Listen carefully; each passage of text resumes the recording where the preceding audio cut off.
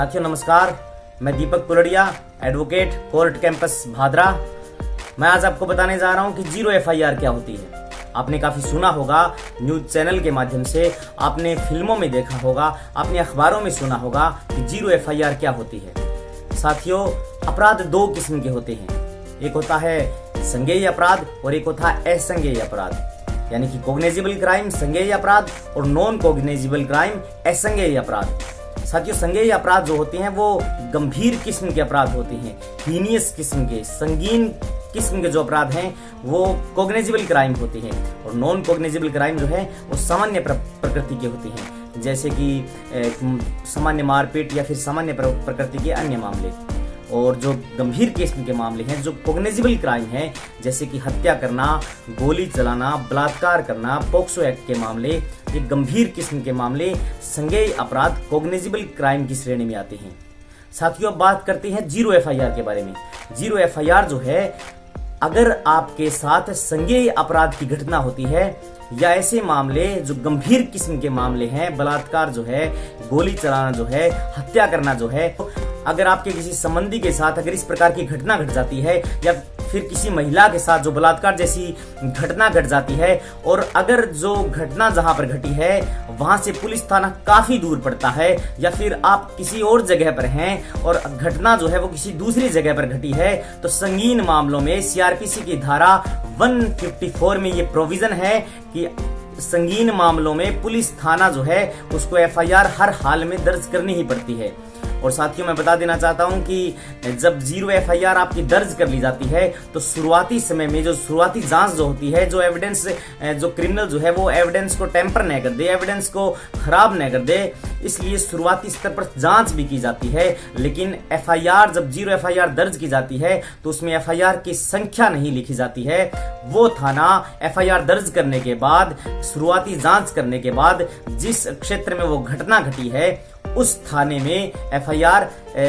Transfer कर देता है या ट्रांसफर कर दी जाती है उस थाने में, तो वहां पर उसके एफआईआर नंबर दर्ज कर लिए जाते हैं और पुलिस अपने स्तर पर जांच करती है। साथियों, जीरो एफआईआर के बारे में मैं आपको बताना चाहता हूं कि आसाराम का जो मामला है, आसाराम ने जिस लड़की के साथ बलात्कार की घटना करी थी, बलात्कार कारित किया था, उस मामले में भी दूसरे थाने में एफआईआर दर्ज हुई थी। आसाराम ने जब बलात्कार की घटना कारित की थी, वो घटना जोधपुर की थी और उसमें एफआईआर जो है वो दिल्ली में कमला नगर थाने में उसकी एफआईआर दर्ज की गई थी। और कमला नगर थाने में शुरुआती जांच के बाद उसको एफआईआर को जो है वो जोधपुर, जो उसका जुरिडिक्शन है, उसमें वहां पर ट्रांसफर कर दिया गया था। इसलिए आपके साथ अगर कोई ऐसी घटना कारित होती है या आपके किसी संबंधी या किसी फिर महिला के साथ ऐसी घटना कारित होती है जिसमें जो है वो संज्ञेय अपराध की श्रेणी में आती है, तो आप जो है किसी भी थाने में, किसी भी राज्य के किसी भी थाने में जीरो एफआईआर दर्ज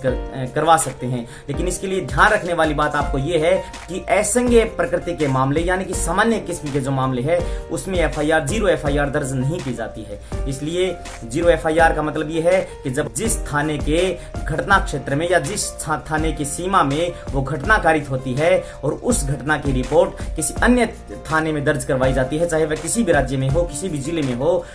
और जब दूसरी जगह एफआईआर दर्ज की जाती है तो उस एफआईआर को जीरो एफआईआर करते हैं और उसके बाद वो एफआईआर जो है वो ट्रांसफर कर दी जाती है। इसलिए अगर आपको नॉलेज होगा इन कानूनी बातों का, अगर आपको कानून की बातों का जरा सा भी ध्यान होगा, तो आप न्याय के रास्ते चल पड़ेंगे, आपको न्याय लेने में आसानी होगी। इसलिए न्याय से दूर मत भागिए। और न्याय का तो ये नियम भी है दोस्तों कि आप किसी भी क्राइम को करने के बाद ये बात नहीं कह सकते न्यायालय से, ये कमेंटमेंट नहीं कर सकते न्यायालय से, ये अपनी बात नहीं लिखवा सकते न्यायालय में कि मुझे जो है इस अपराध के बारे में पता नहीं था, या फिर मैंने जब किया तो मुझे ये पता नहीं था कि इसको अपराध कहते हैं। जैसे मान लीजिए कि आप किसी के घर से चोरी कर रहे हैं और उसको चोरी करने के बाद आपकी बरामदगी हो जाती है, आपके ऊपर एफआईआर दर्ज हो जाती है, तो आप ये नहीं कह सकते कि मुझे तो पता नहीं था कि इस घटना को चोरी कहते हैं। इसलिए आपको अवेयर होना पड़ेगा, आपको सामान्य बातों का भी ध्यान रखना पड़ेगा, आपको कानून का भी ध्यान रखना पड़ेगा, क्योंकि कानून जो है वो आपको न्याय दिलाने का काम करेगा।